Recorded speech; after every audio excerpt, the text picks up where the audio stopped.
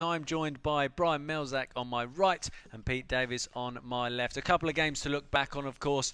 The narrow, disappointing defeat to Reading last night. But firstly, let's go back to the last Premier League game, which of course was against Tottenham Hotspur at White Hart Lane on Sunday. An excellent performance, arguably our performance of the season, but unfortunately it resulted in nil points. Brian, your thoughts? Gutted. Just as I thought, we're getting on a mission forward after the Chelsea game, where I thought we played so well and started playing some real football.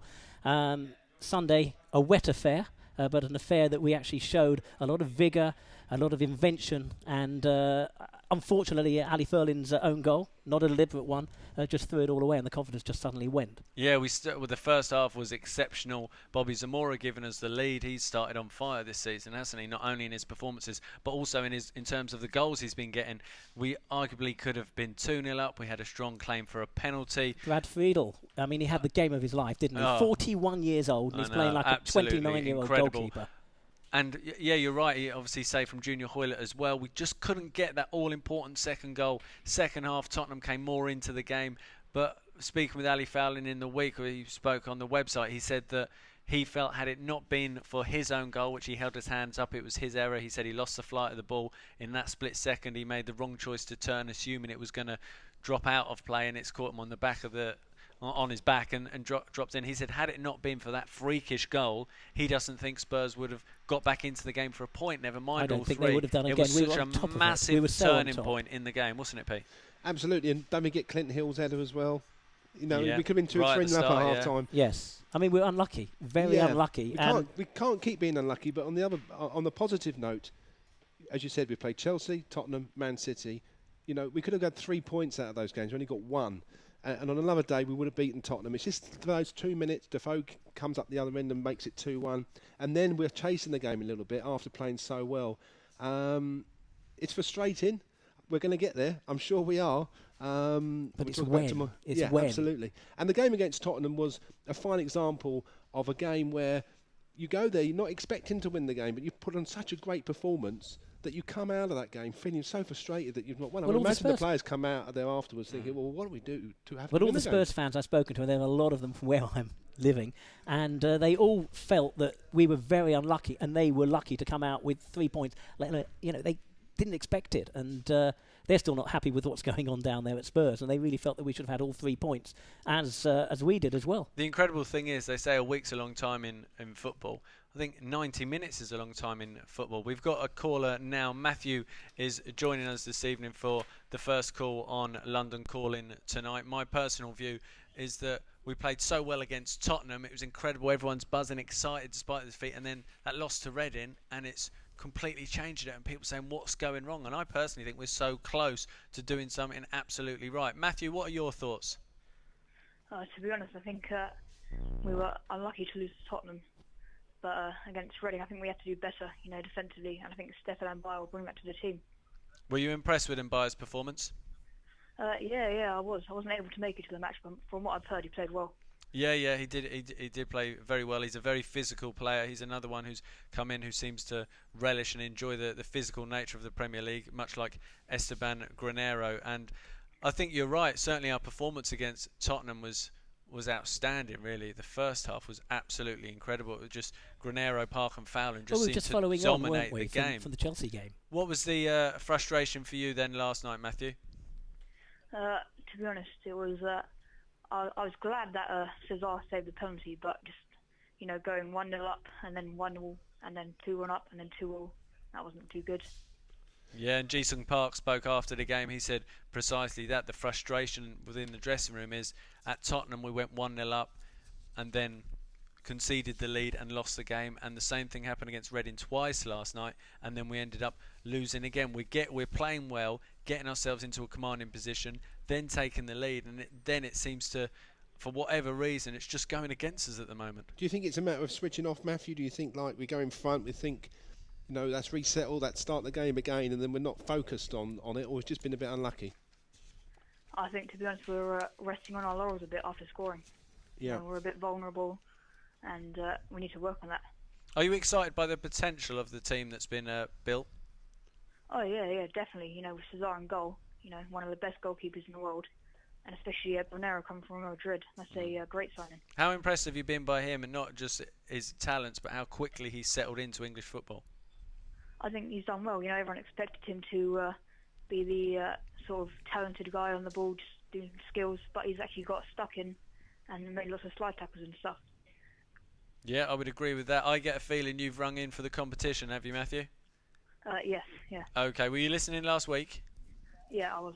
Okay, so have you got a piece of paper in front of you with about 6 of the answers? Yeah. Preparation is key. Okay, Brian, have you got 60 seconds on the clock? That's Pete over there. Sorry, Pete. I was just trying to throw That's okay. you. Okay, are we ready? Go. Name Tottenham's home ground. White Hart Lane. Who is AVB's assistant? Stefan Freund. What was the score last season when we played Spurs at the Lane? 3-1 to Spurs. Who scored for Rangers that day? Bothroyd. Where is Jay Bothroyd now playing his football? Sheffield Wednesday. 2 players made their home debut when we played Chelsea. Name them. Granero and Cesar. Which former Liverpool player did Granero say was his idol when he was younger? Xabi Alonso. Name QPR's next 4 opponents prior to us playing against Spurs. So Spurs is the first one. Tottenham, Reading, West Ham and West Brom.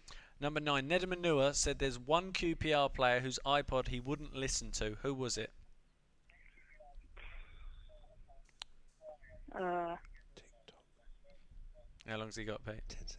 10 seconds. Esteban Granero. Oh, it's not, unfortunately, Matthew. Apologies, mate. A great effort. You've taken it all the way to number 9 by 7:08. That is impressive. And I think the next caller will be ever so grateful to your efforts. Thanks very much for your call, Matthew. Thanks. Going back to the point I was making earlier, I was saying a week's a long time in football. For me, 90 minutes does seem to be a lifetime. Everyone was leaving White Hart Lane of a QPR persuasion, and the general consensus was this team is really starting to take shape. There's real potential. There's real excitement. We can achieve so much. Then the disappointment of last night's result, and people are starting to, not the vast majority, but certainly there are sections that are starting to say, well, this isn't working, that's not working.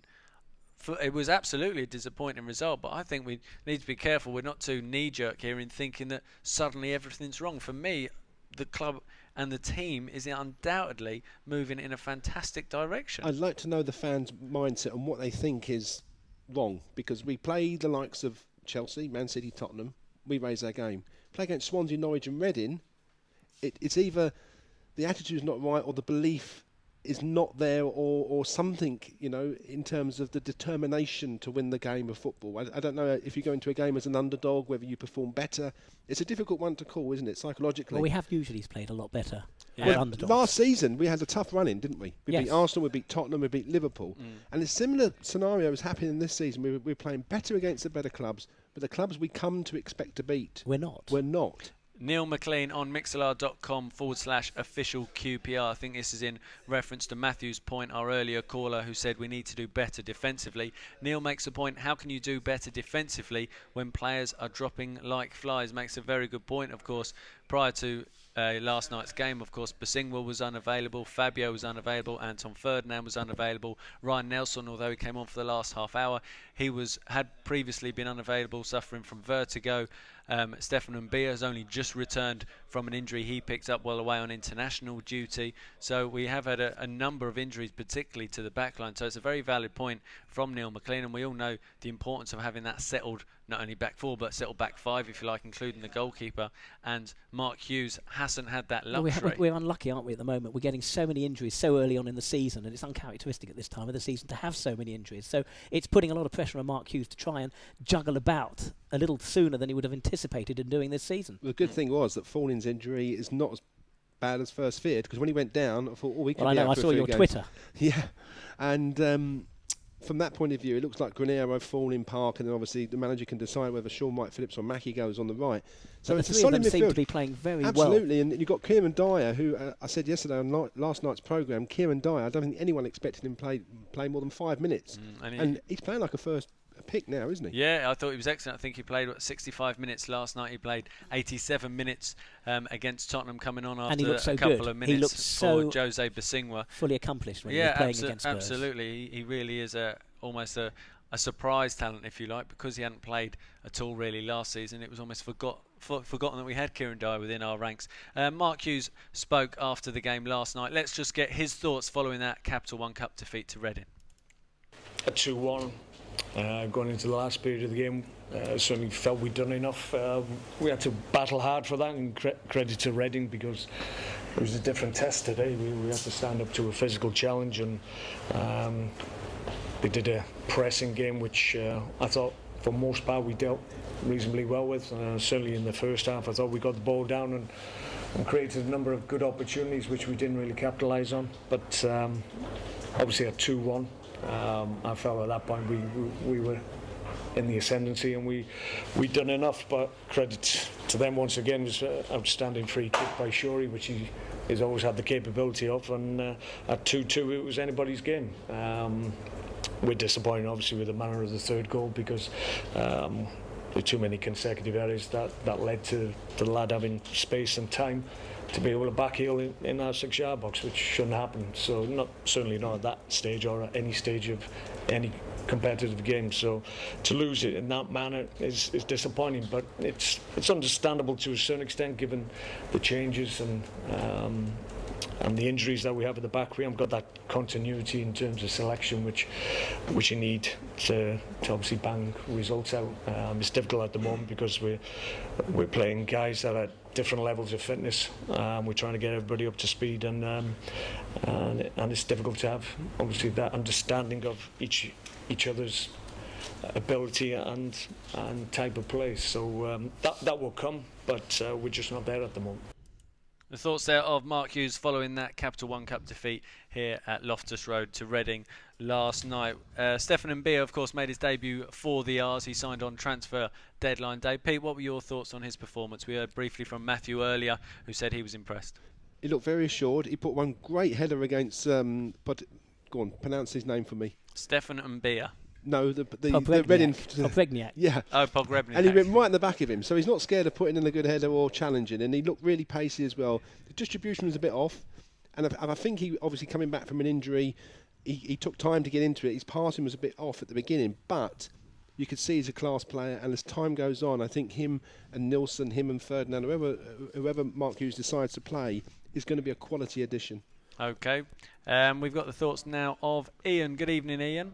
Yeah, good evening, guys. You okay? Very good. What's your point, mate? Good stuff. Yeah, just really, I suppose a little bit of a moan at, not all, but some of the Rangers fans at the moment. There seems to be some real negativity out there on these social websites. Perhaps I shouldn't go on there, but even after last night's game, people calling for Hughes' head and, have we signed the right player and this player not doing this and this player not doing that. I mean, at the end of the day, Rome wasn't built in a day, and we've signed 12 new players, and it's going to take a while for the team to gel. It really is, and people do need to forget this sort of knee-jerk reaction and sort of take a chill pill and a reality check. Really, we've signed some fantastic players from where we were even 12 months ago, and we do have to remember that. At the end of the day, we're Queen's Park Rangers. We're not Barcelona. Is it slightly frustrating though, because obviously we played a very strong side in the Cup, and the prospect of getting to the final was there for all to see. So it is disappointing, but it is obviously knee-jerk, and the Premiership is the most important, right? Absolutely. I mean, what my concern would be, as I say, we've played well. We played well against Tottenham. Very unlucky not to get at least a draw there. And even I've got a lot of Spurs fans who are massive, ardent Tottenham fans, and they were the first to admit that how we didn't at least get a point, they would never know. But my concern would be, we have got a big game on Monday. All the games in the Premiership are big, and my concern is the fans' negative, or some of the fans' negativity actually affecting the players on the pitch. We've got to stay strong, and even if we do go a goal down against West Ham, we've really got to get behind the lads, because that's the only way they're going to gel and get the confidence to get the results we all know they can get. A very good point, Ian. It goes back to the point I was making earlier about a week being a long time in football. As I say, after the Tottenham game, despite losing, there was such excitement about the potential of this group of players, and all of a sudden there's certain sections that are suddenly saying that there's everything wrong because we had that disappointing result last night. But I would completely agree with you that there's such potential within that group of players, the likes of Granero, Fowling, Park, how well they're playing together, and as the defence has been, we've been absolutely decimated along the back four by injuries, and once that settles down, hopefully we can have a consistent back four. We know how important that is. That was shown in the tail end of last season. I think there's huge excitement and huge reason to be optimistic looking forward. I have to pull Pete up on his point that the final was there for us all to see. We're only in the third round, Pete. No, but come on, Paul. Let's not get carried away. What I mean is Mark Hughes made the strong point that he was going to take the cup seriously. And I don't think you can argue otherwise when you look at his team selection. There's no doubt that was a very that's strong team. but that's what makes it more disappointing. If he played the youngsters and he played... You'd understand. You'd understand it and be a bit more forgiving, if you like. I think it's just a knee-jerk reaction, like you said. It's a 24-hour reaction. Come the weekend, all the focus is on beating West Ham. If we stay up and we do well this season, maybe finish mid-table, which is the objective, you forget all about Reading, which we did under Warnock when we lost to Rochdale. Yes. So it and of course the fans, it's really a lot to do with the fans. On Monday night, we really need the fans behind the team, and they have to be. Okay, Matthew. Ian, have you called to enter the competition? Yeah, I'll do that as well. So, very quickly, I know you've got a lot of calls. My only gripe would be, I do kind of agree with Pete. I mean, I've played football for a number of years, and we've always taught at an early age that you're most vulnerable when you score. That would be my only gripe with the team. When we go 1-0 up, we need to stay strong and solid, because we know that the team, the opposition, is going to be coming straight back at us. And to happen once, it's understandable, but to happen 2, 3, 4 times now, it's something we certainly need to work on. Yeah, a very valid point. Totally agree with you. Okay, we'll crack on with the competition. 10 questions. Are we ready, Pete? We are. Okay, name Tottenham's home ground. White Hart Lane. Who is AVB's assistant? Stefan Freund. What was the score last season when we played Spurs at the Lane? 3-1 to Tottenham. Who scored for Rangers that day? Jay Bothroyd. Where is Jay now playing his football? He's at Sheffield Wednesday. 2 players made their home debuts when we played Chelsea. Can you name them? Julio Cesar and...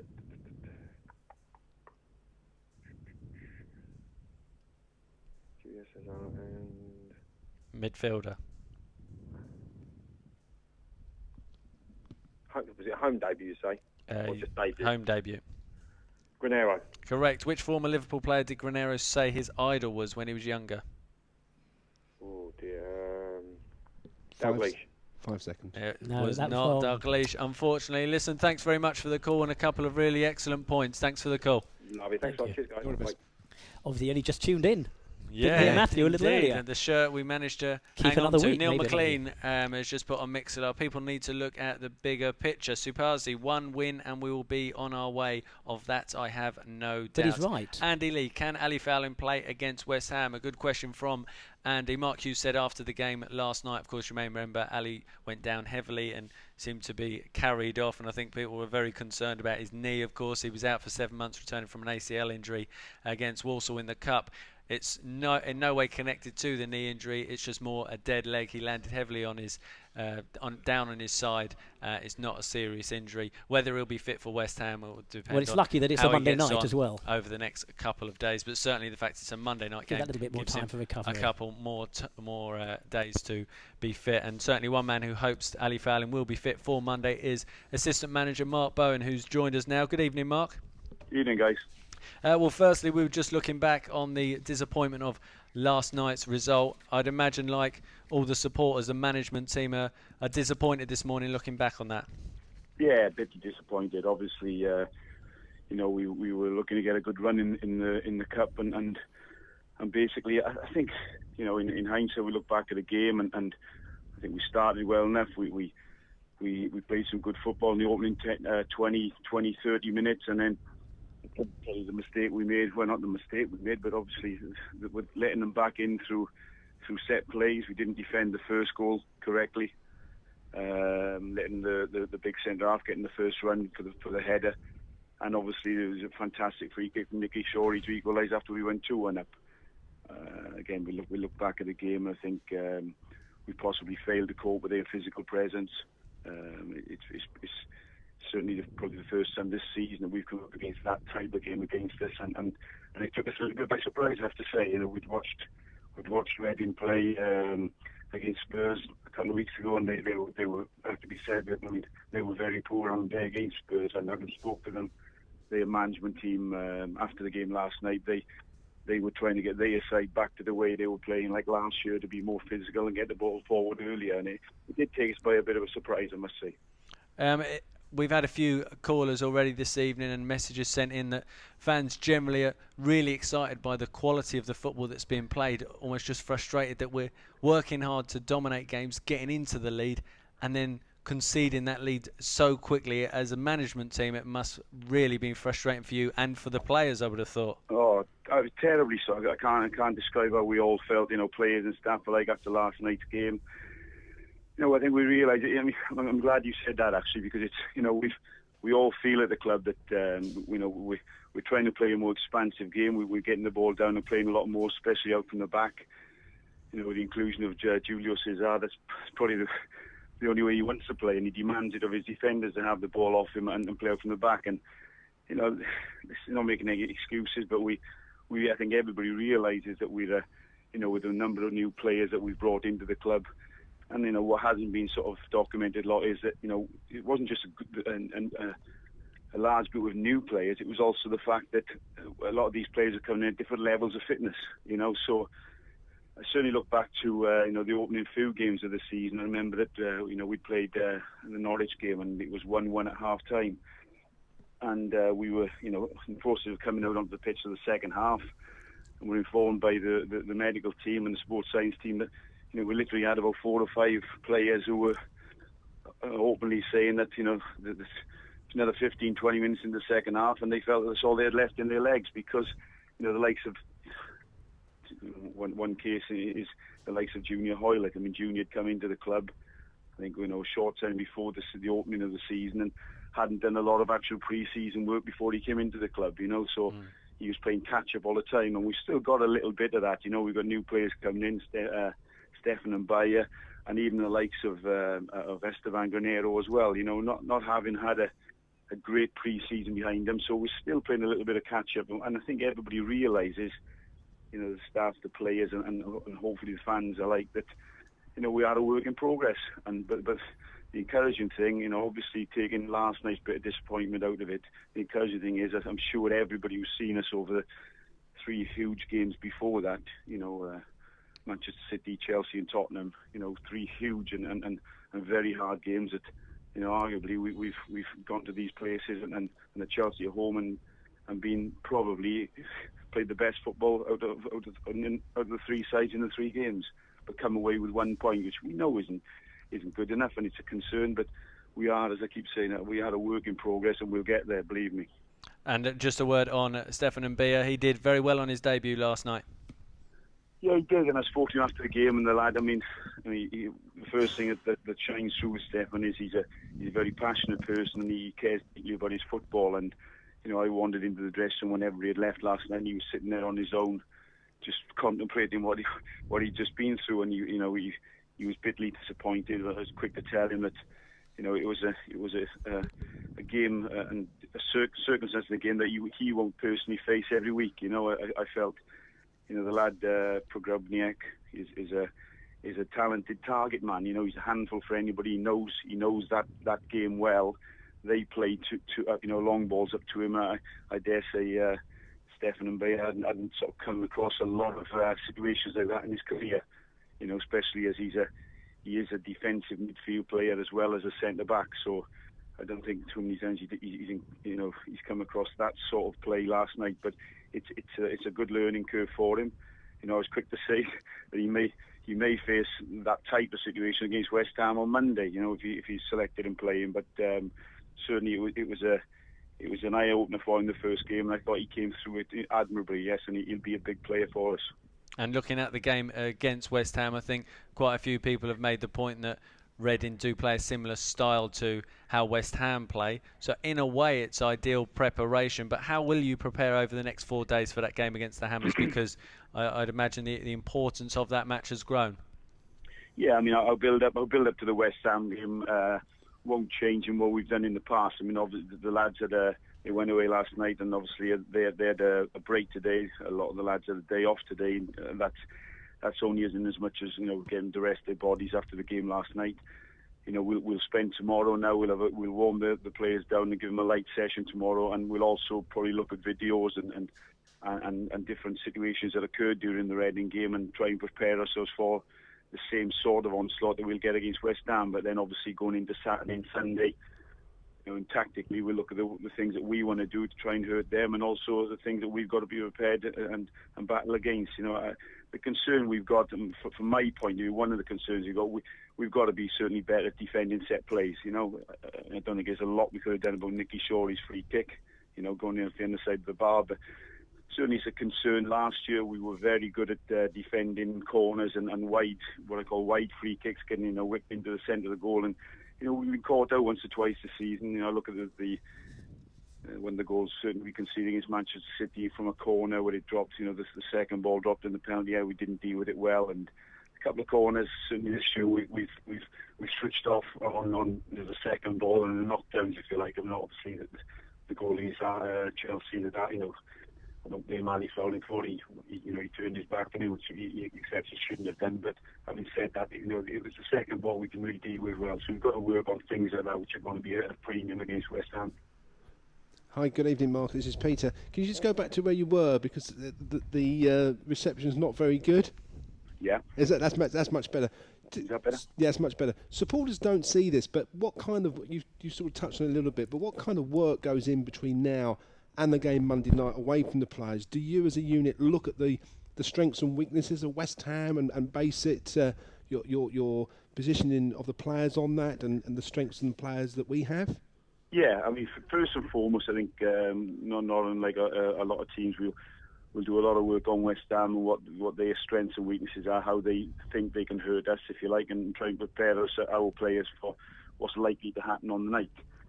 I talked about, obviously, the set play situation. We've got to be better defending set plays. I felt, when we came into the club last January, from January to the end of the season, I thought we were very good at defending set plays.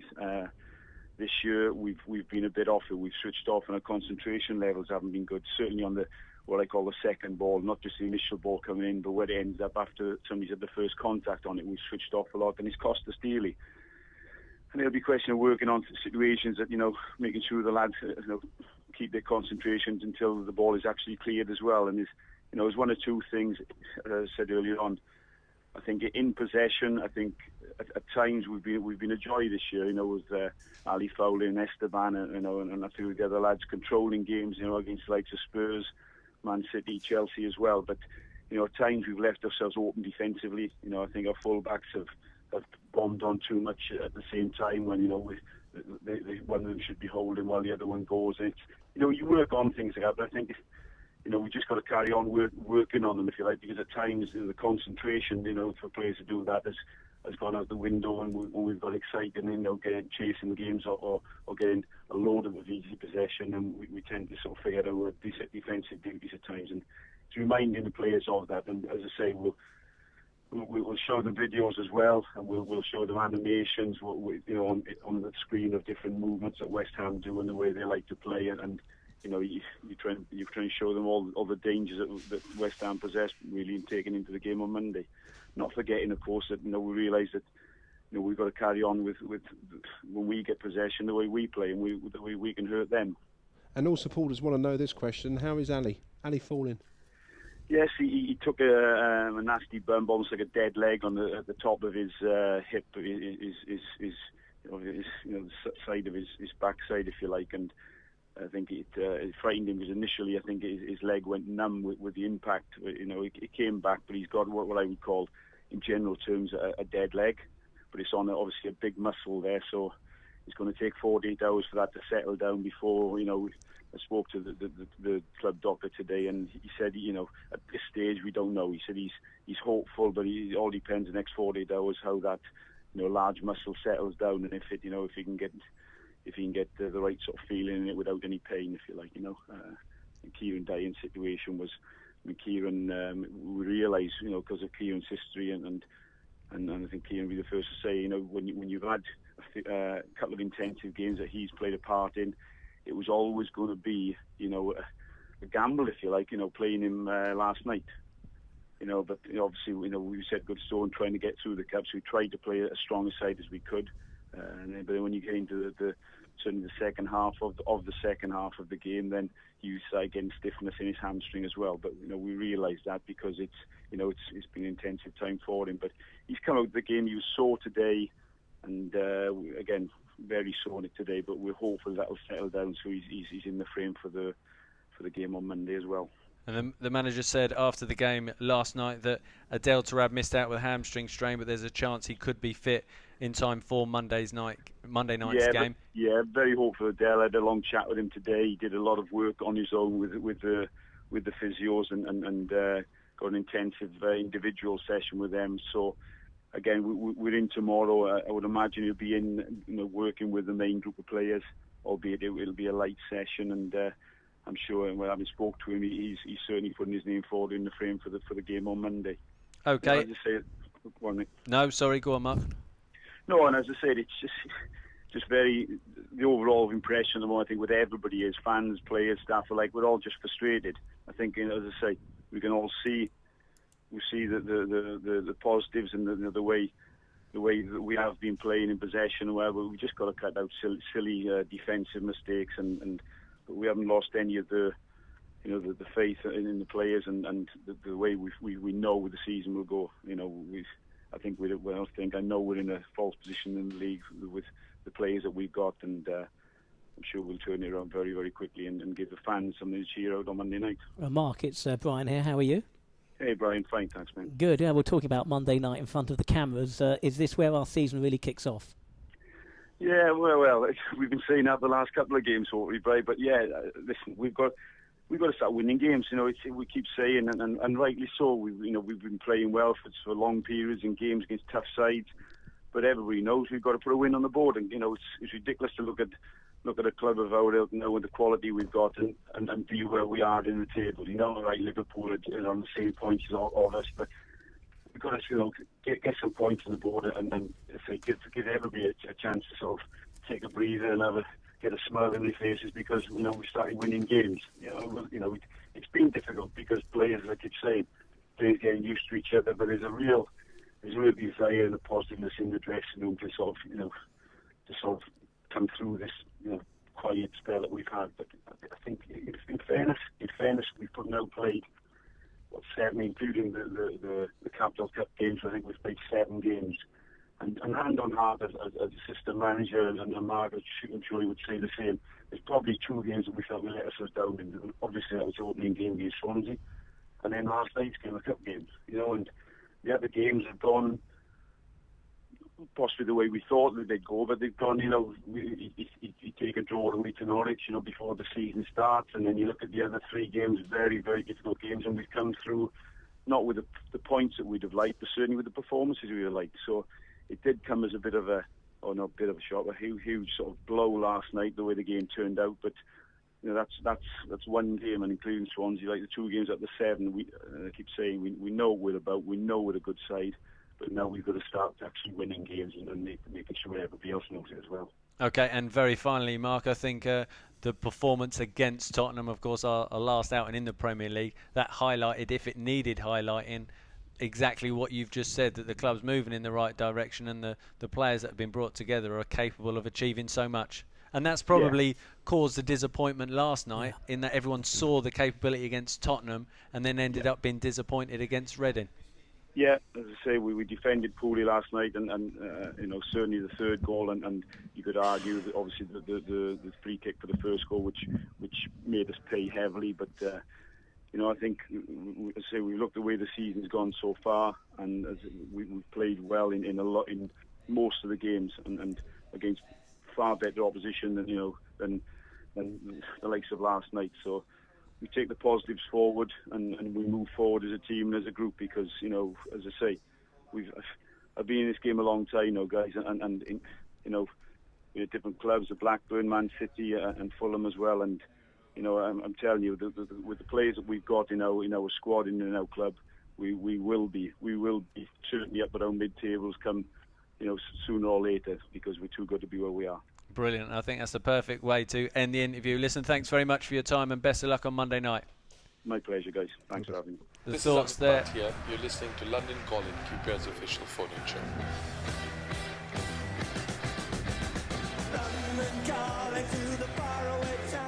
I jumped in too early there. You did. Go on, We'll have to Brian. give you some lessons. The thoughts there of QPR's assistant manager, Mark Bowen, who Says made it the as it point is, doesn't right he? at the end that he has no doubts we will push up towards mid-table because this team is capable of much, much more. One win, though. That's all it takes, and you're right up that table. Completely. I think the next 2 or 3 games are quite key now for Rangers. West Ham on Monday night, and then, of course, away to West Brom. 2 games where you look at and think there's an opportunity there to pick up points, of course. Ryan Nelson was one player who came on for the last half hour. He's really impressed so far since coming to QPR from Tottenham, and he spoke to us after the final whistle last night.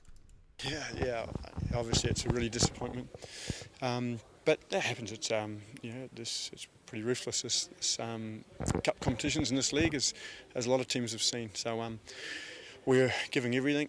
The management are doing everything. Players are doing everything. We just need that win to get the monkey off the back. Well, I mean, nothing comes easy, isn't it? It's just you just got to keep going. You got to keep doing the right things, and as we're doing, and it's you're going to have your ups and downs in seasons. It's just life. But I know, with the characters we've got in the dressing room and the management, it's only a matter of time. Well, of course, the manager has a kind of a way he wants to play, and it's been proven for many years that it's very successful, and it just takes time for players to kind of get into it and kind of get into the mould of how he wants us to play, and it takes time. That's life, I think everybody can see that the performances are there. It's just it's only a matter of time, and as I said, when one happens, it'll be hopefully it'll be a monsoon after that. London derby again. We'll need the fans right behind us, and we're already obviously looking forward to it. It couldn't come quick enough. The thoughts there of Ryan Nelson following last night's Capital One Cup loss to Reading here at Loftus Road. In a moment, we're going to be joined by Rangers legend Phil Parkes. So I tell you what, when Brian Melzack heard that we are having Phil Parkes on the show, there was nearly a car crash. A legend in goal for QPR, definitely. It'll be interesting to get his views, of course, a man who knows all about QPR, knows all about West Ham. He played incredibly 344 games for QPR and then precisely 344 Never games scored a goal, though. for West Ham. Incredible. Yeah, that's a shocking record. Terrible. Get him out. Get him out. He'll be coming up in just a moment's time. We want your views as well, so give us a call. We want your thoughts. 07557 435 710. Some fans disappointed by last night's result, but surely there's an excitement about what this team is capable of. A massive game coming up on Monday night against West Ham United, and I think the atmosphere is going to be Well, I've got to just say something. At Loftus Road. I'll talk about the goals last night in a minute. We'll speak about that in just a moment. Firstly, I'm delighted to say I've been joined by ours legend Phil Parkes. Good evening, Phil. Hi there, how are you? Very good. Firstly, thanks very much for joining us this evening on London Calling. We've got the minor matter of QPR against West Ham on Monday night, and I think that's a game I'd imagine is pretty close to your heart. It certainly is, yes. It's a very kind of a very difficult one for me because I have to kind of split myself in half for that one. And I've always said that when I watch them, and I haven't watched too many actually. I mean, I've played in quite a few against, obviously, for QPR against West Ham and vice versa, but I haven't actually watched that many. Probably not good for my health, I think. Well, of course, you enjoyed an incredible time at Rangers, and the famous 75-76 team must have been a really special side to be a part of when we came second to Liverpool, of course, a point behind, and you were Player of the Year, if I'm not mistaken, that season as well. It must have been such a special time to be involved with QPR. Oh, it was incredible. It was building up for a couple of seasons really. We were starting to get a good side together, and Dave Sexton sort of moulded us all into a really good unit and a good team, and we had such a team spirit. There were stars in the team, if you like, but there were no stars, if you like. I mean, everyone was just equal. No one ever kind of thought, well, they were bigger than anyone else. It was just a fantastic team effort, and everyone helped one another. Really, really was. And I mean, you had players obviously like Stan, Don Givens up front, Dave Thomas, and Jerry Francis. And I mean, I know I won the Player of the Year, but I think, to be honest, anyone could have had it that year. It was just one of those seasons. It was quite a unique season. Good evening, Phil. This is Peter. It was quite a unique season in as much that no one expected us to do well. Liverpool were flying high. Teams like Leeds and Derby around about that time. What was it like to play sort of in front of the loft? And in those days, obviously, everyone stood up behind you, and it was crazy times, wasn't it? It was crazy times. I mean, it was good times because obviously we were packing the crowds in, and I mean everyone suddenly realised that they were watching something a bit special, and I think we were by far the best team that year in the whole country. And I know I've had a lot of players sort of since then said how they thought that we were like really one of the best teams that had kind of ever sort of they'd seen play football, because it was just absolutely so natural and so flowing, and everything sort of went from the back. It was very rarely did I have to kick the ball. I was just throwing the ball out. Just Dave Clement, Ian Gillard, or Don Masson. Everything was short, and the build up was it was just pure football. And I know people went as far away as Newcastle to watch us that season because they just didn't really want to miss a game. And some fans actually went to the Wolves-Liverpool game as well. But you was told at the time, did you go to the BBC studios that evening with the lads, did you? I didn't actually. Oh, you didn't? I was probably one of those, I didn't have the optimism. I just knew something was not going to go. It just wasn't going to be I think the Norwich game really was the thing that deep down in my heart, I thought if we should have won at Norwich. I mean, we absolutely battered them, and it could have been one of those games where we could have won 7-3. But you just knew that we were just going to, run out of luck, if you like. Or the footballing gods were against us a little bit, and I didn't. I couldn't go and watch it, and I didn't watch it on TV. I didn't have any reports, and I'm not sure if it might have been Jerry actually who rung in the end to say that. I didn't even know that Wolves, they were still drawing. It was 12 minutes from the end. That's right. I remember it, They went 1-0 up as well. Wednesday night, wasn't it? It was 12 minutes to go, 1-1, and I think if they'd have drawn, then we would have won it. And then they scored the other 2 goals late on, but I didn't realise it was actually even that close. And there's a lot of young fans now, Phil, that wouldn't know that we played in Europe. But what were some of those European nights like against AK Athens and some of the other ones as well? Oh, I mean, absolutely fantastic. I mean, we had. We started off, I think, obviously in Norway, and Stan ended up. I don't know if it still could even be a record. It was, yes. At scoring over there, we won 7-0 away, I think, and 4-0 at home or something like that. And he scored a lot of those goals. And I think the biggest or the best result we had was probably FC Cologne away, when we were basically we won the first leg, I think 3-0, and then we scored in the first sort of 5-10 minutes of the game over there, and then absolutely got battered. We never got out of our half after that, and Dave Clement got sent off, and it basically was like the Alamo, and we ended up drawing. And in those days there was no extra time, because I think because of us with the away goal. I'm not sure if it's not like now where did it go to extra time with the away goal. I'm not sure, but they all thought that it was going to go to extra time because it ended up they beat us 4-1, but it was 4-4 on aggregate, and we all knew that we went through on the away goal, and that was probably one of the best European games I think I've ever been involved in, but to actually ever witnessed it was incredible that night. And one last thing, Phil, before I pass you over to Brian, that the pitches in those days weren't great, were they? Was it QPR yesterday doing some at Loftus Road yesterday doing something for Sky for before the game for next week, and we were looking at the pitch and it was absolutely immaculate. And we were talking about the old days and when there was 6 inches of mud on there, and you still had Stan Bowles performing his magic. And you often you just think to yourself, what would he be playing like? What performances would he be doing now if he was playing on pitches like that? Hi Phil, it's Brian. Good evening. Hi Brian. Quick question. Goalkeeping over the years, I often spoke with Ron Springer, who used to play in the good old days when they didn't even wear gloves. Goalkeepers. That's right. Yes, right. So how do you find that goalkeeping has actually changed? Let's say from the late '60s to today, in the style and the athleticism of the individual goalkeepers. obviously I think the training methods have changed too, because every club now has a goalkeeping coach, whereas that never really used to happen. The first goalkeeping coach I ever had was at QPR, but was Bob Wilson, and that was in about 1978-79, just before I actually got transferred. Whereas before you just used to do stuff on your own, or get, sort of like involved with the rest of the team doing shooting practice and stuff.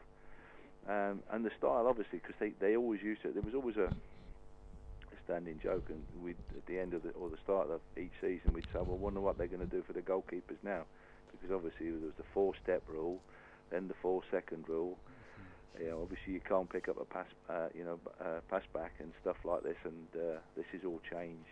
So every season there was something different, and I think almost now goalkeepers are looked as an extra defender, aren't they? They knock the ball back, and not being able to pick it up, they have to basically be very, very comfortable with getting the ball knocked back to them and controlling it and playing it out as well. So big differences. I think I'd love to have seen someone doing these, knocking the ball back to them now with the balls that they used to play with in the 50s and 60s. The big heavy balls. I'd love to see that. It become comical events, I'm sure. And Big AD66 has just posted on mixlr.com, Phil Parkes, the best keeper we've ever had. Just your thoughts on the new keeper between the sticks for QPR. Julio says there are a lot of excitement regarding his arrival. What are your thoughts on him? I don't really know too much about him, obviously, but he's been voted, I think, he was voted the best goalkeeper in the world on 2 or 3 occasions. So he certainly he's got something about him.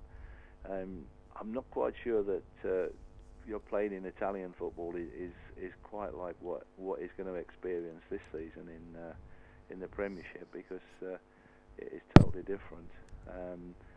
He's obviously comes with a big pedigree, and he's got obviously a lot to live up to. But I wish him well. But obviously you've got Robert Green there too, who I know a lot about Robert, and it's quite surprising that you've got 2 goalkeepers of that quality there, fighting out for the first team. Absolutely, and I know you're involved in hospitality over at the Bowling Ground now. We've been told that West Ham play a direct style of football. Is that fair?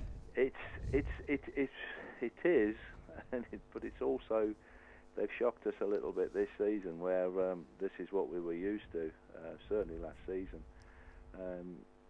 But this season, with the signing of Andy Carroll, they really have sort of started to mix it up. Unfortunately, he's injured, so they tend to revert when Carlton Cole is playing to a little bit more of a long ball style, and I'll be very honest, it certainly isn't attractive, and I know a lot of the West Ham fans don't like it. He got results last year, but I think really in the Premiership, he's not going to get the results that he did last year, so he really has to mix it up a bit. And to be fair, he has made some very, very good signings in that respect in midfield. Okay, and a word on QPR. How impressed have you been by the work Mark Hughes has done? Of course, it's been a complete evolution of the squad. I think that is the actual problem at the moment, is that they're really struggling to get that first win. I think once they get that first win, you're really going to see them settle down, and it'll be like a monkey off the back. That they need to get that result, because they battered Spurs in the first half at White Hart Lane, and that's not an easy thing to do, and really deserved something out of the game. They certainly didn't deserve to lose it. And once they do get that result, they've got so many good players, but it does take time for them to bed in and to get used to one another. But I think once you do, then you're going to see, obviously, a kick on, and I really feel that both West Ham and QPR will be very. I think they'll survive comfortably this year. I don't think they're going to get dragged into the mire of the bottom 3 relegation battle. How much of an effect does that have on players when you don't get that first league win for the first 3, 4, 5 games? Does it become a mental issue? Yes, it does. Yeah, you almost think that it's not going to happen.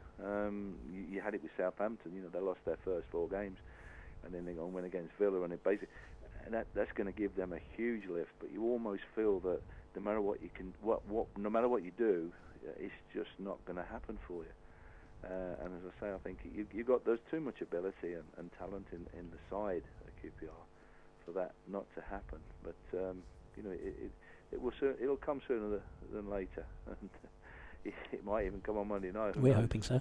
Yeah, we certainly hope so. Just finally, before we let you go, Phil, obviously you've alluded to it there. How confident are you that QPR can push on this season? The talk is hoping to get towards a mid-table spot. Do you believe that's achievable? I think it's very achievable, yes. I think it's all about the confidence, because, losing games, drawing games is a habit, is a bad habit, obviously, but winning games is also a habit, and if you get into that, the confidence comes into the side, a bit like we did in that 1976 side. We ended up going on a run when took 27 points out of 30 when it was two points for a win. 15 games, we won 13 and drew one and lost one, and so that winning, every time we went out there, we basically believed that we couldn't get beat, and that will come. I think we need to string a few results together. And I really do think that both of the sides will be comfortably survivors in the Premiership this year. Excellent. Listen, Phil, it's fascinating talking to you. Thanks very much for joining us this evening. Thank you very much indeed. Cheers, man. Thank you. This is Mark Hughes, and you're listening to London Calling, QPR's official phone-in show.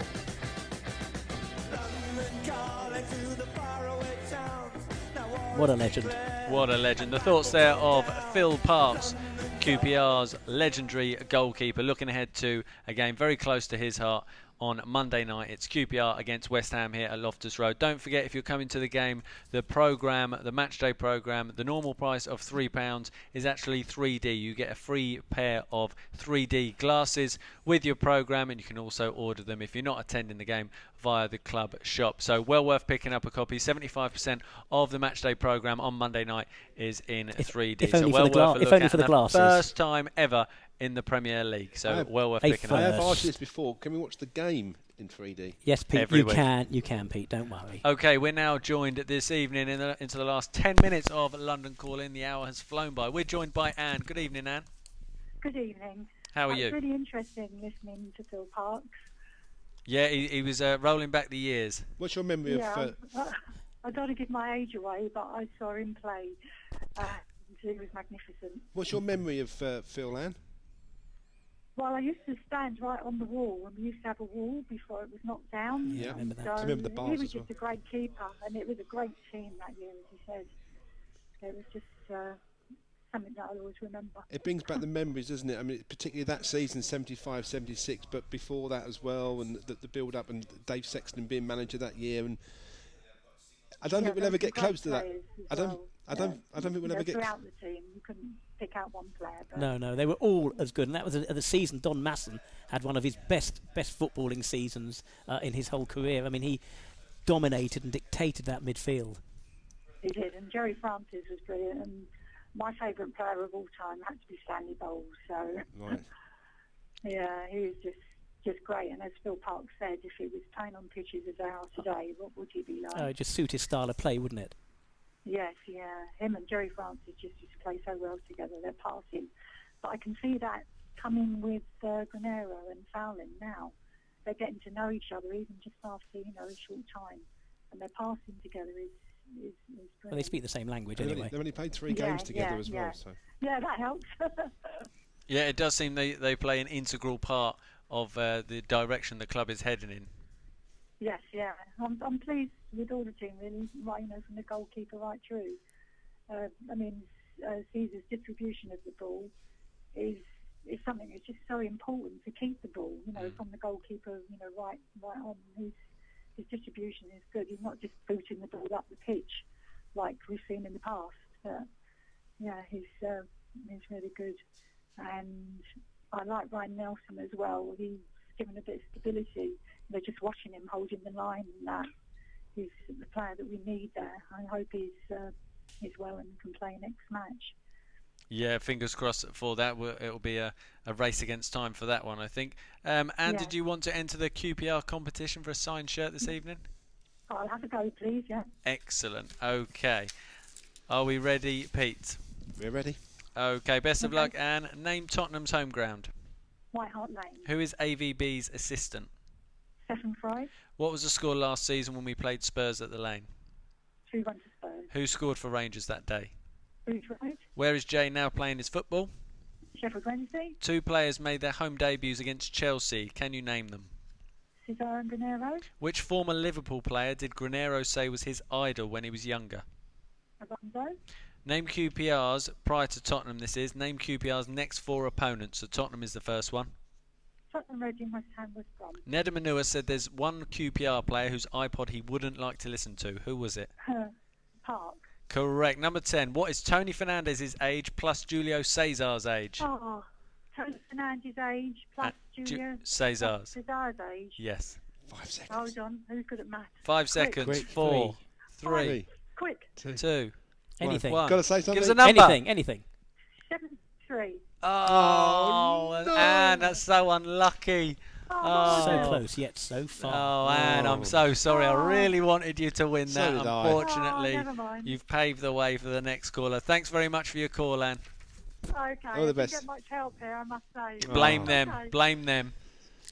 Okay. A good call from Anne there, and some interesting points going back to yesteryear. Before my time, I'm afraid to say, not before Pete and Brian's No, time. our time, we go back a long time. Good evening, Brian Rowe, who's just made a little mention on MixLR. Brian, hoping you can find time to mention the passing yesterday of Tony Chandler, who was the ex-QPR director and lifelong fan of our club from the time of Jim Gregory until the late 1980s. Yes, our thoughts go out to you and of course, your family, and may you rest in peace. Absolutely. Very sad when these sort of things happen, and of course... Well, we're talking about the 70s and 80s, yes, aren't and we? it's And quite timely quite, as well. Yeah, so Thanks just a lot to for mentioning that. Just to Josh mention Bryan. there, Tony Chandler, the ex-QPR director, lifelong fan of the club from Jim Gregory's time, who sadly has passed away. So our thoughts are with Tony Chandler's family at this time. Just very quickly, we talk about the nostalgia, but the Jim Gregory era was an amazing era where we saw the club absolutely transformed and become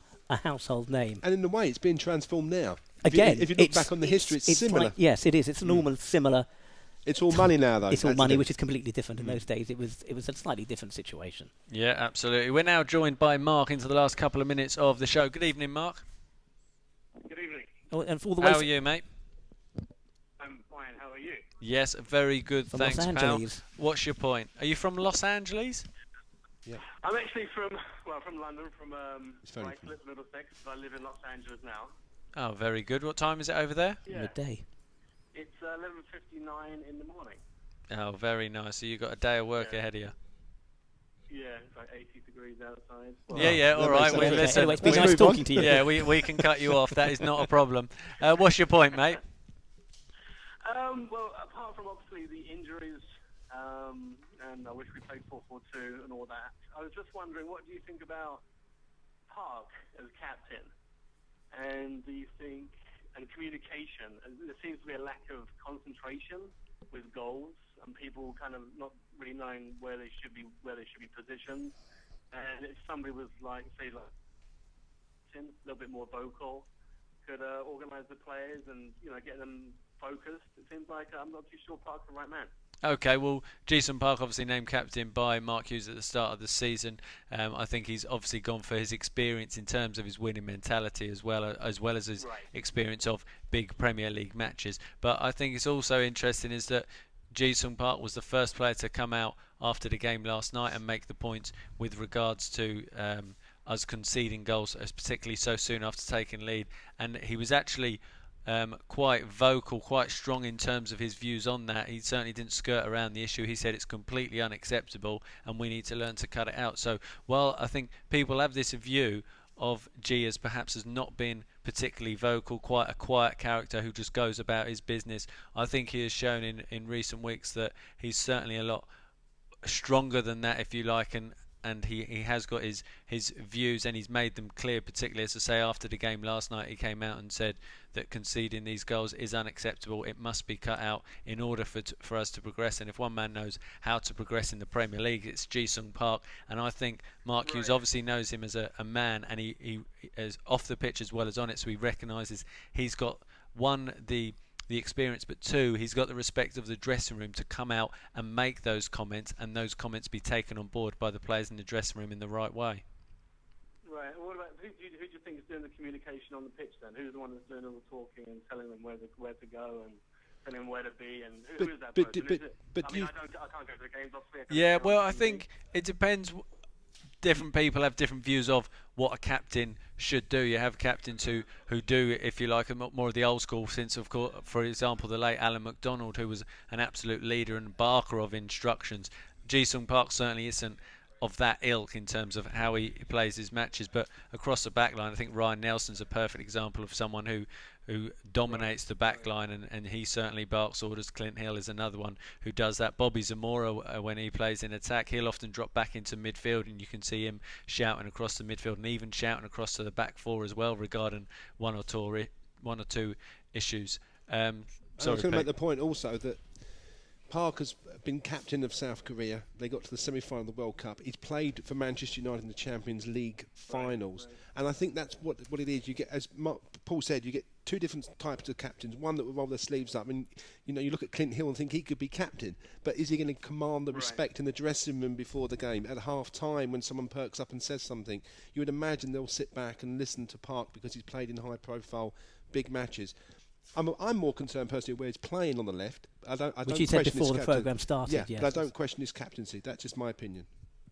Right. Okay. So what do you think the lack of concentration? Where's that coming from? I think that comes.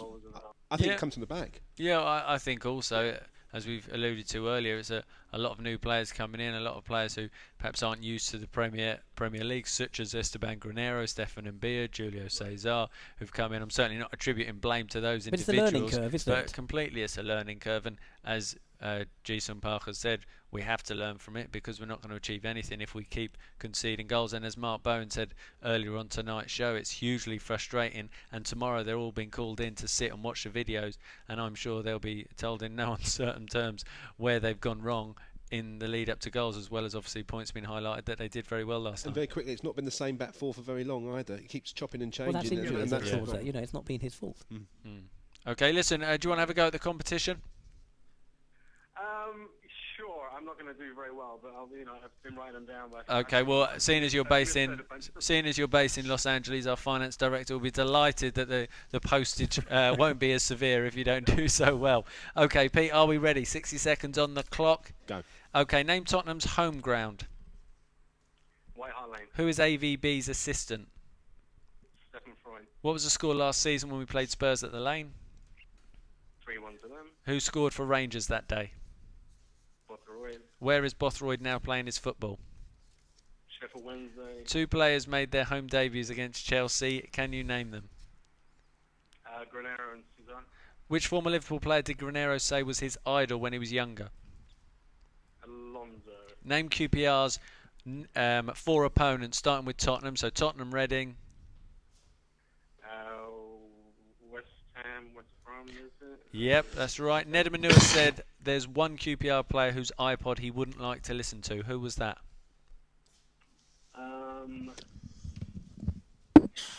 Park.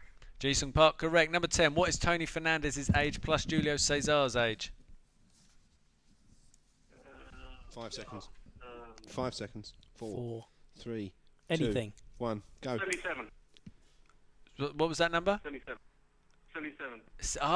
Close, but not right. Close enough. Unfortunately, incorrect. That's a great effort. Listen, thanks very much for the call and for your points. All right, cheers. Thanks. Bye. All the best. Bye-bye. Okay, we've already gone into overtime. We'll be time added on we'll by be the charging referee. for overtime. We're going to have to cut the show short because Adam charges incredibly extortionate overtime after 8 o'clock. He's quite demanding. An absolute prima donna, if I'm honest, but we won't go there. Listen, thanks very much for your views. Ben Midgley, before we go, has predicted... What? I'm completely confused. QPR 2, West Ham 1. I'll go for his West mouth Ham. to anyone's completely ears. threw me. QPR 2, Tottenham 1. I think he means with regards to West Ham on Monday night, his prediction QPR 2, Tottenham 1. Before we go, what's your prediction, Brian? I don't want to predict. We just need to win. I think it'd be a draw.